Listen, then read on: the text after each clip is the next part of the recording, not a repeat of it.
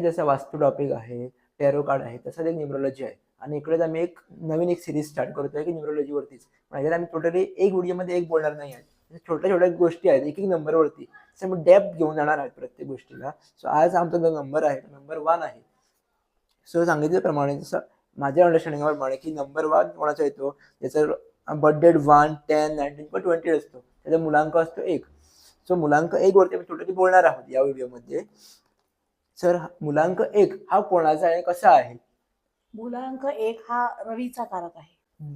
मुलांक 1 असणारा माणूस नेतृत्व करणारा असतो, म्हणजे डायरेक्टर असतो. त्याला दुसऱ्या टीम लीडर असतो. त्याला दुसऱ्याकडून गोष्टी करून घ्यायला चांगल्या आवडतात, त्याला जमतात.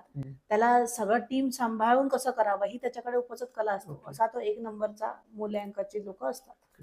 थोडक्यात तसे लोकांचे प्रश्न आहेत. जसं की पहिला एक प्रश्न करायचा म्हणजे मुलांक 1चा स्वभाव कसा असतो आणि तो आम्ही कसा ओळखावा? जी लोक पुढे पुढे लिडरशिप करतात, आता नाटक बसवतात, नेतृत्व करतात, डिरेक्टरशिप करतात, शूट्स करतात, लाईव्ह फोटोग्राफीमध्ये सुद्धा व्हिडिओ ग्राफिक हे सगळं करतात, ती लोक मूल्यांक 1ची लोक असतात. असं हे क्वालिटीज त्यांच्याकडे उपजत असतात. पण थोड्या फेक असतात आणि थोड्या मी पण असं बघितलंय की थोडे 8 नंबर असतात बघा, ते पण या कॅटेगरीमध्ये आहेत. 9 नंबर पण आहेत. क्वालिटी प्रत्येकाला असते, पण ज्यांचा जन्मतारखेनुसार जे काय त्याचे इफेक्ट्स आहेत ते असे आहेत की जन्मतारीख ज्याची 1 आहे त्याच्याकडे नेतृत्वाचा स्वभाव असतो, तो नेता असतो.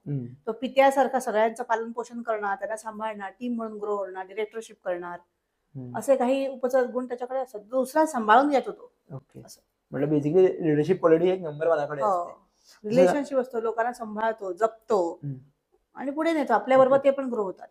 ज्याचा मूल्यांक 1 आहे त्यांनी टीम मध्ये काम करावं.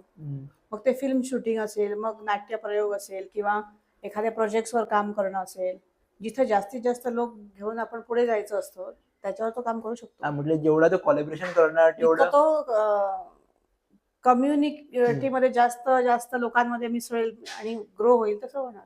आता नंबर 1 ज्याचा मुलांक आहे त्याने फ्रेंडशिप आपली चांगली वाढवण्यासाठी काय करावं? कारण आम्ही असं बघितलं की जेवढे मोठे मोठे लीडर असतात त्यांची फ्रेंड्स खूपच कमी असतात.